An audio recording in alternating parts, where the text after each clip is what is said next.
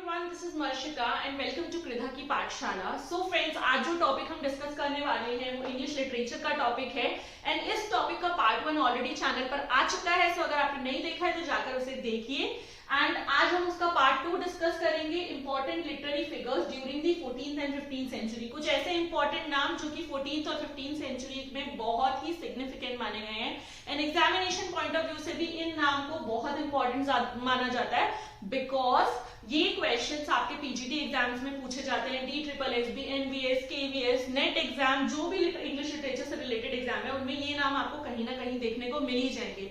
सो हम base strong कर रहे हैं पहले, ठीक है, ताकि मतलब हमारा बेस जब स्ट्रॉन्ग होगा, कुछ इंपॉर्टेंट फैक्ट्स हमें पता होंगे तो क्वेश्चन कैसा भी आ जाए, कहीं से भी आ जाए, वो हम क्रैक कर ही लेंगे। सो पहला पॉइंट विलियम लैंगलैंड के बारे में जान लेते हैं। First one is he was a man of people. उन्हें मैन ऑफ पीपल कहा जाता था। Challenging the church to make clear the meaning of that truth which men were to serve. उन्होंने चर्च को चैलेंज किया था उस सच्चाई के लिए जो एक्चुअली में which was the truth which men were to serve, उसके लिए, ठीक है।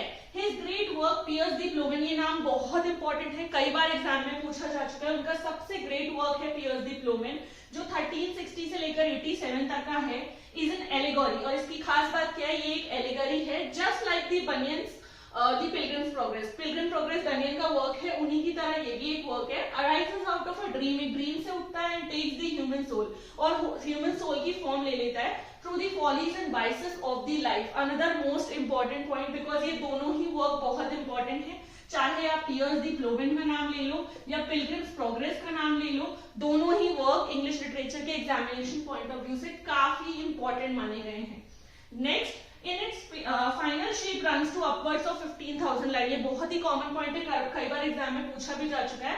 तो 15,000 फिगर हमें याद रखना है कि 15,000 लाइन्स हैं, ठीक है। So moving on to the next important point. मैं आज सारे ही इंपॉर्टेंट राइटर जो भी इस पार्ट के हैं वो खत्म करवाने वाली हूँ पार्ट 2 में।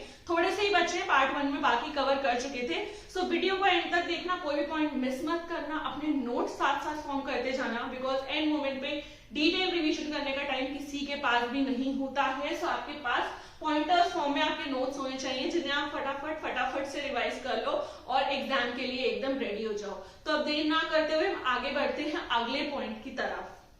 दो बहुत ही इंपॉर्टेंट पॉइंट विलियम लैंगलैंड के बारे में, बिकॉज यहाँ पे उन्होंने बहुत ही बोल्ड स्टेप लिया था। तो कौन से वो दो बोल्ड स्टेप थे आप हम डिस्कस करेंगे। फर्स्ट वन इज, पहले शुरू करते हैं, दी poet boldly attacks the following. Poet ने बहुत ही बोल्डली, यानी विलियम लैंगलैंड ने बहुत ही बोल्डली अटैक किया था इन दो चीजों पर। कौन सी वो दो चीजें थी? First is the social and ecclesiastical abuses of the day. जितनी भी सोशल और एक्सलिस्टिकल अब्यूजेस थी, इस वर्ड का मीनिंग क्या है? Related to the Christian church और इट्स क्लेरिकी। जो भी क्रिश्चियन चर्च से रिलेटेड या क्लेरिटी से रिलेटेड जो भी अब्यूजेस थी, उन सबके अगेंस्ट इन्होंने आवाज उठाई थी। उन्होंने अटैक किया था इस बात पर कि ये सब नहीं चलेगा। Then second one is the avarice and the tyranny of those who sit in the high places। जो लोग हाई पोजीशंस पे थे, हाई प्लेसेस पर थे, वो जो भी ग्रीड मन में रखते थे या जिस भी तरीके का डोमिनेशन बनाना चाहते थे, उन सभी चीजों के against William Langland was the one जिन्होंने बोल्डली अटैक किया था। सो यही सब चीजें मिलके ना इंग्लिश लिटरेचर को बहुत ही इंटरेस्टिंग बनाती हैं, बिकॉज काफी कुछ हमें यहाँ से सीखने को मिलता है कि किस तरीके की बोल्ड पर्सनालिटीज तब भी एग्जिस्ट करती थी।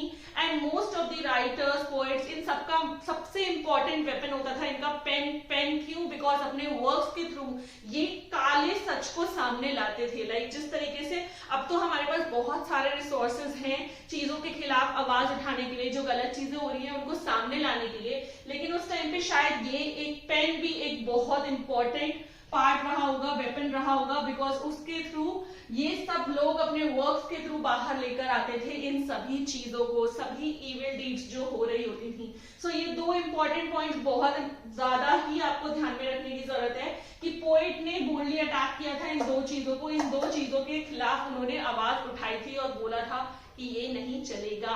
सो let's move on to the next significant literary figure.